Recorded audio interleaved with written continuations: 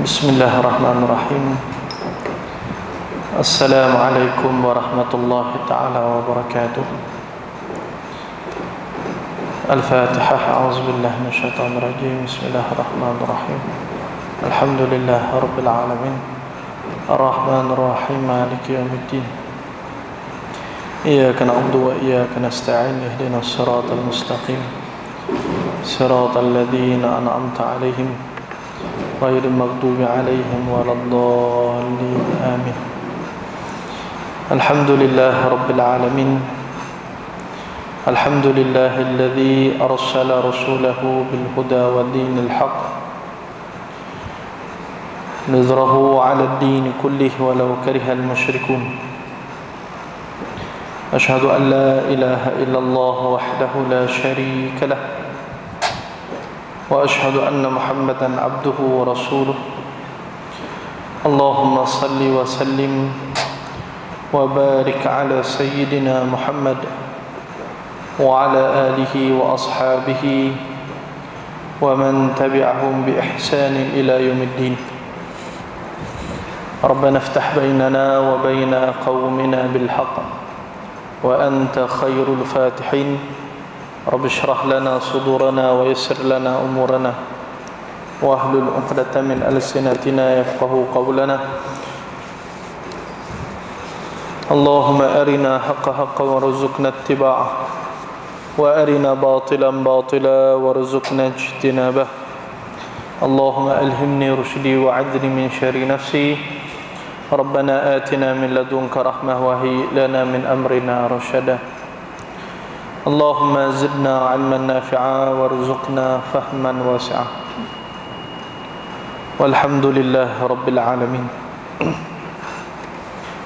Wa qala Allah ta'ala fil kitabihil aziz ba'da a'udzu billahi minasyaitonir rajim. Bismillahirrahmanirrahim.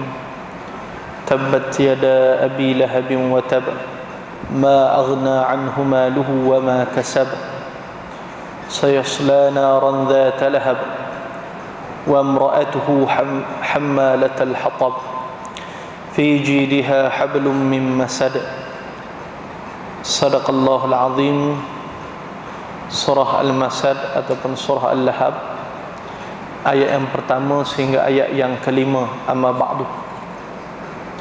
Yang dihormati lagi dikasihi Nadir dan jawatan kuasa Masjid As-Salihin Padang Jawa, Ashabul Fadilah, Tuan Imam Bilal, hadirin muslimin sidang jamaah yang dikasihi oleh Allah Subhanahu wa taala sekalian. Alhamdulillah, pertama dan selamanya kita memanjatkan setinggi-tinggi syukur kehadrat Allah Subhanahu wa taala di atas limpahan kurniaan nikmat yang Allah Subhanahu wa taala anugerahkan, yaitu nikmat iman dan Islam. Selawat dan salam ke atas junjungan besar baginda Nabi sallallahu alaihi wasallam sebagaimana yang Allah taala perintahkan di dalam Al-Quran. Innallaha wa malaikatahu yusalluna 'alan nabi ya ayyuhalladzina amanu sallu 'alaihi wa sallimu taslima. Sungguh Allah Subhanahu wa taala dan para malaikat berselawat ke atas Nabi, maka orang yang beriman ucapkanlah selawat dan salam ke atasnya. Amma ba'd. Hadirin muslimin sidang jamaah yang dikasihi oleh Allah taala sekalian, kita berada pada malam terakhir dalam Ramadan yang penuh keberkatan ini, dan malam terakhir juga kita akan melaksanakan salat tarawih, dan mudah-mudahan kita dapat mengakhirinya dengan kebaikan, kerana setiap amalan itu dilihat kepada penutupannya. Baik penutupannya, maka baiklah amalan tersebut. Maka demikian, mudah-mudahan Allah Ta'ala memberi kebaikan dan keampunan pada kita pada Ramadan yang penuh keberkatannya. Hadirin muslimin sidang jemaah yang dikasihi Allah, secara ringkasnya pada malam ini saya diminta untuk membawakan tafsir bagi surah Al-Lahab, ataupun kita sebut surah Al-Masad. Surah Al-Lahab ini ataupun surah Al-Masad ini merupakan surah Makkiyah. Bila kita sebut surah Makkiyah, maka surah Makkiyah mempunyai beberapa fokus yang utama. berbeza dengan ayat-ayat ataupun surah-surah madaniyah. Surah-surah makiyah berfokus kepada untuk mengukuhkan keimanan, liyuthabbit imanahum. Kerana apa?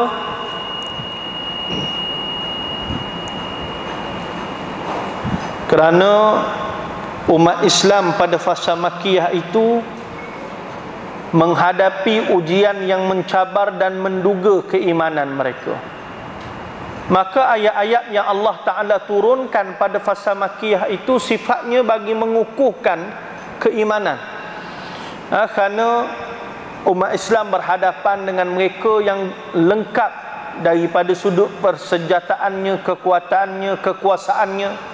Maka apakah yang memberi kekuatan kepada umat Islam untuk menghadapi musuh-musuh Islam yang mereka itu lebih daripada sudut persenjataan, harta dan kekuasaan? Tidak lain dan tidak bukan adalah keimanan. Maka Allah turun ayat-ayat yang pada fasa makiyah itu bagi mengukuhkan keimanan para sahabat radhiyallahu alaihim ajma'in. Jadi antara surah makiyah ini adalah surah Al-Lahab ataupun surah Al-Masad yang mengandungi 5 ayat, dan kandungannya adalah merupakan celaan. Kita cela tak apa lagi, tapi dia datang daripada Allah Ta'ala. Celaan daripada Allah Ta'ala kepada Abu Lahab dan isterinya Ummu Jamil. Kerana apa? Kerana Abu Lahab dan isterinya Ummu Jamil ini menjadi penentang kepada dakwah yang dibawa oleh Rasulullah sallallahu alaihi wasallam. Tuan-tuan, sifat ayat Quran al-ibrah bi umumil lafzi la bi khususis sabab. Pengajaran yang kita nak ambil adalah daripada umum ayat ini. Bukan semata-mata khusus sebab ayat ini diturunkan kepada Abu Lahab dan isterinya Ummu Jamil. Tetapi ini juga adalah celaan kepada mereka yang menentang dakwah yang dibawa oleh Rasulullah, ataupun mereka yang menentang apa yang telah ditinggalkan, perjuangan dakwah yang ditinggalkan oleh Rasulullah sallallahu alaihi wasallam. Celaan yang sama akan berlaku kepada mereka yang melakukan kejahatan yang sama. Dan celaan ini apabila datang daripada Allah ini adalah seberat-berat celaan. Dan nama Abu Lahab ini, Al-Lahab ini, diambil daripada kata lahab, yang terdapat pada ayat yang ketiga. Lahab itu membawa maksud gelojak api, itu maksud dia. Dan surah ini dinamakan dengan surah Al-Masad, dan surah ini mengisyaratkan bahawa surah ini Allah beri isyarat yang begitu jelas bahawa kesyirikan ianya tidak dapat dipertahankan, dan kesyirikan ini tidak akan menang meskipun terdapat di kalangan mereka yang menyokong usaha kesyirikan dan kemusyrikan ini terdiri daripada pendukung-pendukung yang kuat. Ni orang beriman kena yakin, kena tanam bahawasanya sejauh mana usaha orang-orang musyrik untuk merosakkan orang Islam, sekuat mana perancangan mereka, maka pastinya Allah Subhanahu wa taala akan memberikan kemenangan kepada orang yang benar-benar beriman. Nah, kadang-kadang tuan-tuan, kita risau cara orang-orang Islam berfikir. Contoh baru ni sibuk isu zakat. Gereja bagi bantuan awal berbanding pusat zakat bagi. Kecoh. Orang tak tahu cerita. Rupanya pusat zakat dah tolong bukan main lama dah. Asnaf-asnaf orang-orang yang susah. Yang pusat zakat lebih teliti dalam memberi bantuan. Betul-betul susah. Targeted. Orang yang target benar susah ni nak tolong sungguh-sungguh pusat zakat buat. Apa yang merisaukan kita adalah usaha-usaha untuk menjatuhkan institusi-institusi Islam hari ini. Batuan gereja RM10, orang ingat. Batuan pusat zakat beribu-ribu bagi dah, orang tak sebut. Orang tak cerita. Ni kita duk using.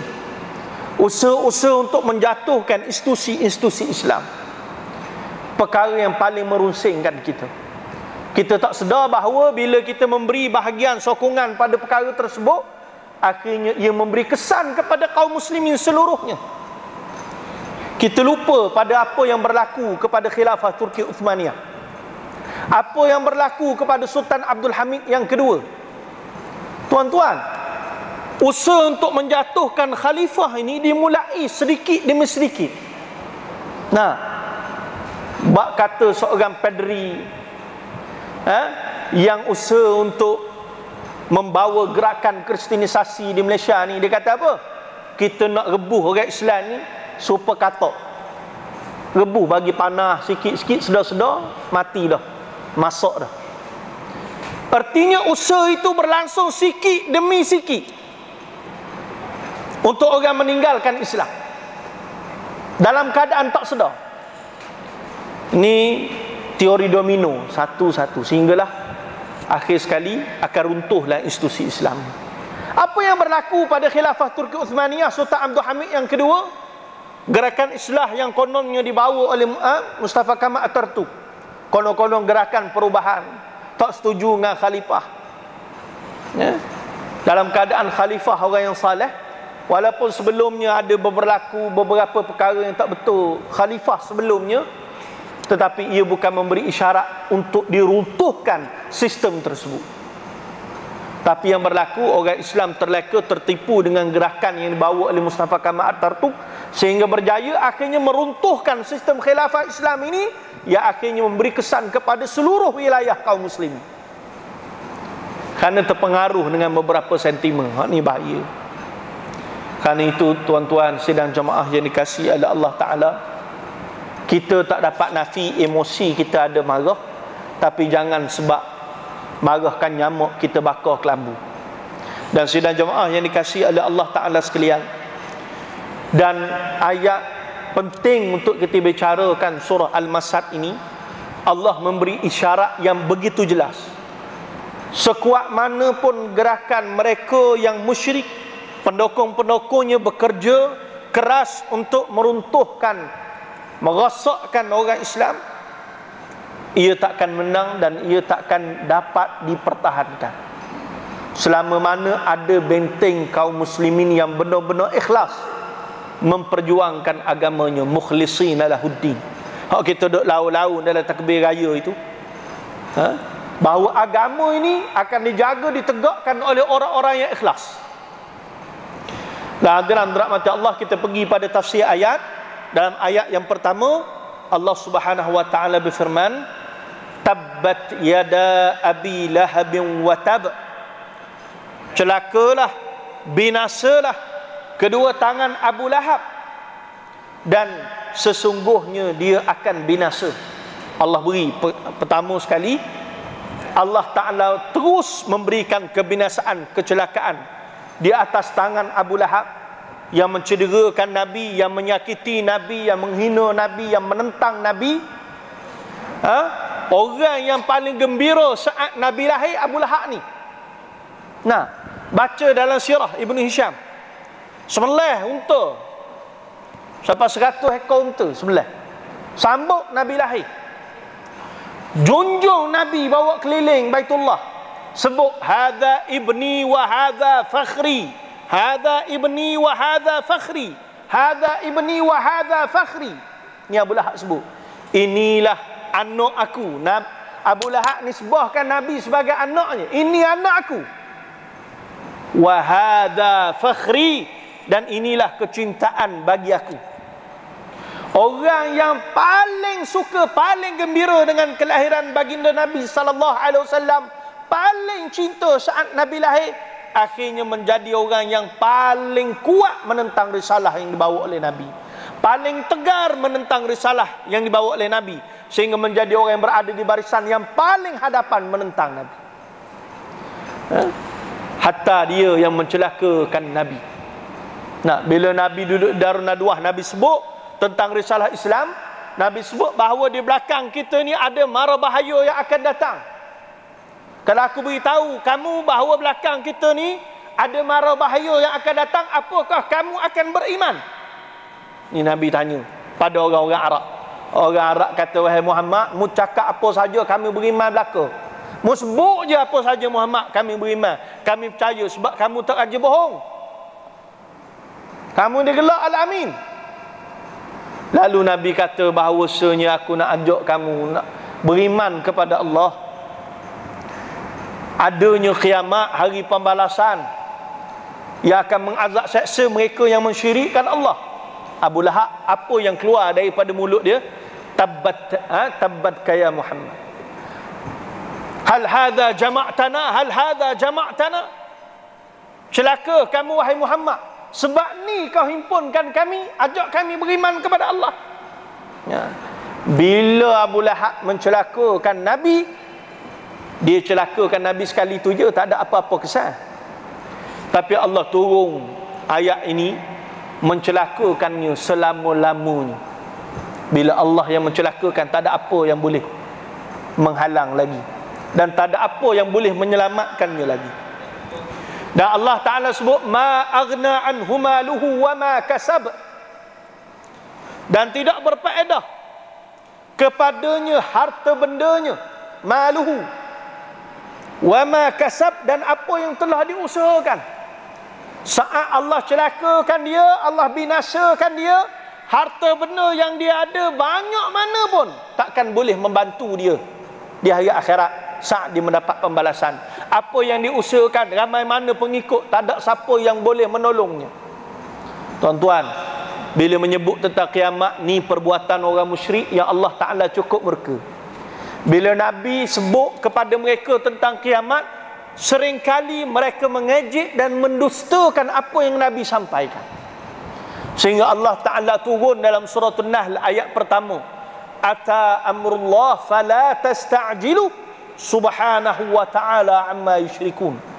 Telah datangnya janji daripada Allah, maka janganlah kalian tergesa-gesa. Maha suci Allah subhanahu wa ta'ala, maha suci Allah dan maha tinggi Allah daripada apa yang mereka syirikkan. Ayat Quran ini Allah menjawab kepada orang musyrik yang ejek Nabi. Muhammad, mu kata kiamat ni ada, orang yang mati akan hidup semula. Bila kiamat? Aku sebut pada aku bila kiamat.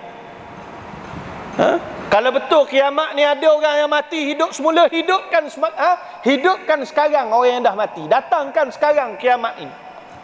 Mereka cabar Nabi. Lalu Allah Ta'ala tegur, fala tasta'jilu, jangan tergesa-gesa. Kerana bila berlaku kiamat, yang paling menyesal adalah orang yang mensyirikkan Allah Ta'ala. Paling menyesal sekali. Hari itu harta tak ada faedah.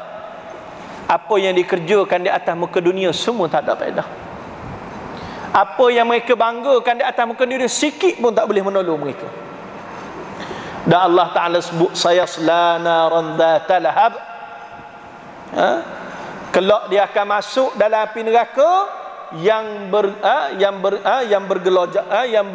bergejolak, yakni api yang menjulang-julang tinggi. Allah campak Abu Lahab dengan bini dia dalam api neraka, kerana perbuatannya yang syirik, tegar menentang Nabi, dan perbuatannya mencela baginda Nabi sallallahu alaihi wasallam.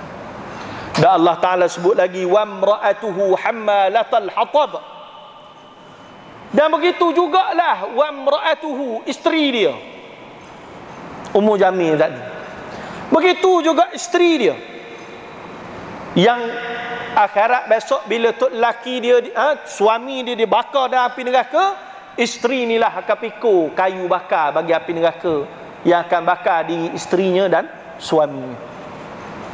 Ini peringatan orang yang ada isteri, mereka yang punya isteri menjadi tanggungjawabnya membimbingnya kepada kerajaan Allah. Kalau tak jadi serupa isteri Abu Lahab ni, yang sama-sama tega melakukan kejahatan dan menentang risalah yang dibawa oleh Nabi. Dan kemudian kata Allah, fi jidiha hablum min masad, dan di lehernya itu adanya tali daripada sabuk, yang Allah Ta'ala jadikan kepada isteri Abu Lahab ini, pada isteri Abu Lahabnya ada leher, pada lehernya ada tali daripada sabuk yang digunakan untuk memikul kayu-kayu api.